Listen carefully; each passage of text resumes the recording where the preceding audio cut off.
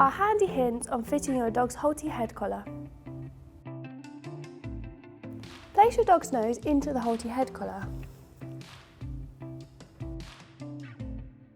Then do up the neck strap.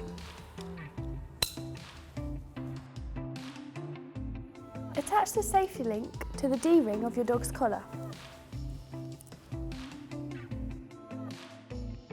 Attach the lead to the ring under your dog's chin.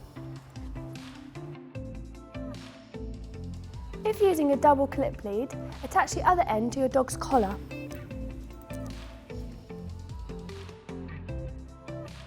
To ensure you have the correct fit of the HALTI head collar, here are some guidelines.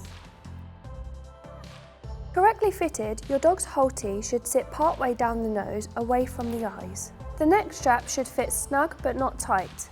We recommend you should be able to get 2 fingers underneath the neck strap.